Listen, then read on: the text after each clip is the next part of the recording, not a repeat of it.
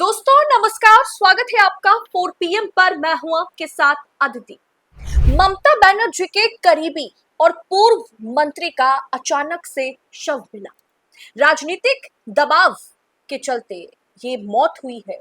ये दरअसल ममता बनर्जी का कहना है और ममता बनर्जी का भयंकर गुस्सा फूटा। दरअसल बंगाल की राजनीति में इस वक्त ऐसा महा विस्फोटक घटना हुआ है जिसने कोलकाता से लेकर दिल्ली तक के सियासी गलियारों को कहीं ना कहीं हिला करके रख दिया है। दरअसल चुनाव रिजल्ट आपने देखा किस तरीके से पश्चिम बंगाल में भारतीय जनता पार्टी की जीत के बाद और टीएमसी की बुरी तरह से हार के बाद बंगाल में भयंकर राजनीतिक घमासान मचा हुआ है और नेताओं की खींचतान के बीच टीएमसी के 5 बार के विधायक रहे, पूर्व मंत्री रहे आशीष बनर्जी का अचानक से शव जो है वो रामपुरहाट के टीएमसी पार्टी ऑफिस में संदिग्ध परिस्थितियों में फंदे से लटकता हुआ मिला। एक तरफ जहां सत्ता परिवर्तन और राजनीतिक उलटफेर के बाद टीएमसी के सांसदों विधायकों में सेंधमारी और टूट का भयंकर खेल चल रहा है, वहीं दूसरी तरफ टीएमसी पार्टी के सबसे शांत और ममता बनर्जी और टीएमसी के मुताबिक बहुत ही ईमानदार चेहरे माने जाने वाले आशीष बनर्जी की इस संदिग्ध मौत ने बंगाल की सियासत में भूचाल ला दिया है। मौके से मिले सुसाइड नोट और बयानों में साफ कर दिया है बयानों ने कि ये सिर्फ एक मौत नहीं है बल्कि बंगाल की खतरनाक राजनीतिक दुश्मनी का नतीजा है। दरअसल पूर्व मंत्री का इस तरीके से अचानक मौत हो जाना, पार्टी ऑफिस में उनका शव जो है वो फंदे से लटकता हुआ मिलना, इस पर बंगाल की पूर्व मुख्यमंत्री और टीएमसी सुप्रीमो ममता बनर्जी का भयंकर गुस्सा फूटा।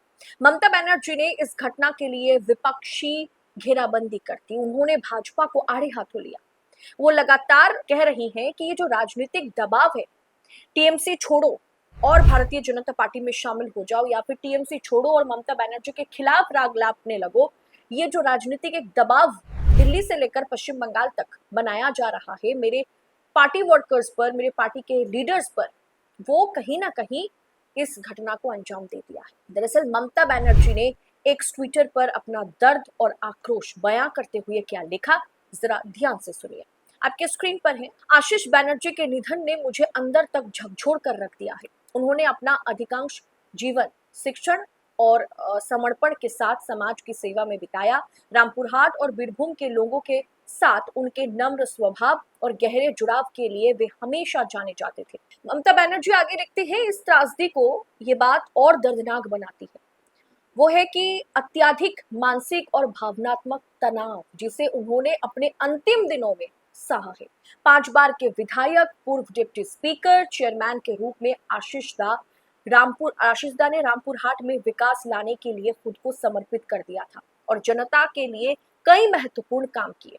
फिर भी उनके किए गए काम के बावजूद उन्हें बार बार बदनाम किया गया, उन पर झूठे आरोप लगाए गए और उन पर लगातार दबाव बनाया गया। उनके सार्वजनिक सेवा के लंबे रिकॉर्ड के बावजूद उन्होंने जिस उत्पीड़न और मानसिक दबाव का सामना किया वो हम सभी को रुकने और इस क्रूर राजनीतिक दुश्मन की इंसानी कीमत पर सोचने के लिए मजबूर करता है। उनके परिवार, प्रियजनों और पूर्व स्टूडेंट्स और जितने भी उनके प्रशंसक हैं उनके प्रति मेरी गहरी संवेदनाएं। उनकी कमी हमेशा हमेशा हमें बहुत खलेगी। दरअसल दोस्तों ममता बनर्जी ने आरोप लगाया है कि उन पर दबाव बनाया जा रहा था। आप जानते हैं बहुत अच्छे से इस समय ममता गुट पर किनका दबाव है, ममता गुट पर कौन दबाव बना रहा है।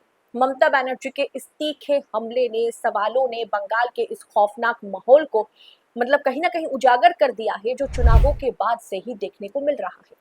टीएमसी नेताओं का सीधा आरोप है कि सत्ता परिवर्तन के बाद भारतीय जनता पार्टी लगातार टीएमसी के सांसदों को, विधायकों को, जमीन से जुड़े हुए नेताओं को डरा धमका करके या जांच एजेंसियों का दबाव बना करके ईडी, सीबीआई, इनकम टैक्स का दबाव बना करके उन्हें अपनी तरफ खींचने की कोशिश, जिससे आप कह सकते हैं कि हाईजैक करने की कोशिश भाजपा तो कर रही है, कईयों को तो कर भी लिया है। आशीष बनर्जी के पास से मिले सुसाइड नोट में भी उन्होंने साफ लिखा है कि मैं भ्रष्ट नहीं हूं।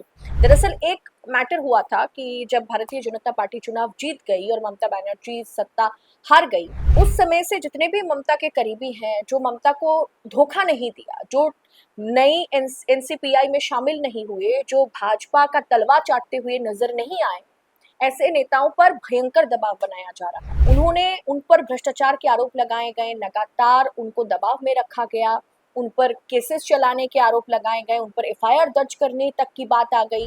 उनका सुसाइड नोट में उन्होंने ये लिखा कि मैं भ्रष्ट नहीं हूँ, I am not a corrupted person. और उन पर चरित्र हनन और फर्जी आरोपों का लगातार दबाव बनाया जा रहा था। टीएमसी या ममता बनर्जी का दावा है कि राजनीतिक दुश्मनी के नाम पर नेताओं को मानसिक रूप से इस कदर प्रताड़ित किया जा रहा है पश्चिम बंगाल में इस समय कि वो इतना बड़ा कदम उठाने पर मजबूर हो रहे हैं। बंगाल की राजनीति में ये मोड़ दोस्तों बेहद खतरनाक साबित हो रहा है। एक तरफ जहां टीएमसी इस नेताओं के कैरेक्टर असैसिनेशन और राजनीतिक उत्पीड़न से इसे जोड़ करके देख रही है, वहीं दूसरी तरफ सवाल ये भी उठ रहा है कि बंगाल का ये राजनीतिक घमासान अभी कहीं और जाने लेगा, क्योंकि लोगों पर टीएमसी के वो नेता जो ममता बनर्जी के साथ आज खड़े हैं, उन पर भयंकर भयंकर तरीके से प्रहार किया जा रहा है। राजनीतिक प्रहार, जांच एजेंसियों का प्रहार और भाजपाई गुंडों द्वारा उन पर अटैक भी किया जा रहा है। ममता बनर्जी पर भी कुछ समय पहले अटैक हुआ। अब दोस्तों, ममता के समर्थन में खड़े नेताओं के साथ क्या सुलूक हो रहा है ये तो आप जान गए। हाल ही में आपने देखा कि महुआ मोइत्रा जो कि एक सिटिंग एमपी है, अभी भी वो सिटिंग एमपी है, उन्हें आधी रात को एमपीज के लिए जो अलॉटेड गेस्ट हाउस होते हैं उसमें से तुरंत निकल जाने के लिए, गेस्ट हाउस का रूम खाली करने के लिए उन्हें धमकियां दी जा रही थी, उन्हें कॉल्स मिल रहे थे। इसके अलावा दोस्तों ईडी सीबीआई इनकम टैक्स का खेल तो आप जानते ही हैं। तो ममता बनर्जी के साथ आज जो नेता, जो लीडर, जो सांसद, जो एमएलए खड़े हैं, उन पर भयंकर दबाव है। और क्या उन्हीं दबावों के चलते, उन्हीं केसेस, भ्रष्टाचार और पुलिसिया कार्रवाई, जांच एजेंसियों का डर, क्या इसी के चलते आज आशीष बनर्जी ने, जो ममता बनर्जी के बहुत ही करीबी रहे, पूर्व मंत्री रहे, क्या उन्हें आज कहीं ना कहीं आत्महत्या करना पड़ गया? फिलहाल इस पर जो भी अपडेट हमें मिलेगी हम आप तक जरूर पहुंचाएंगे, पर इस रिपोर्ट पर आपकी राय कमेंट बॉक्स में हमें जरूर बताएं। और बंगाल में जिस तरीके की राजनीति हो रही है, इसे आप किस अंदाज में देखते हैं, कमेंट बॉक्स में वो भी हमें बताइएगा। ऐसी तमाम खबरों को यूं ही पड़ताल के साथ पाने के लिए 4PM न्यूज नेटवर्क के साथ बने रहे। फिलहाल इस रिपोर्ट में इतना ही, आपसे जल्द होगी मुलाकात। बहुत बहुत शुक्रिया आपका। जय हिंद, जय भारत।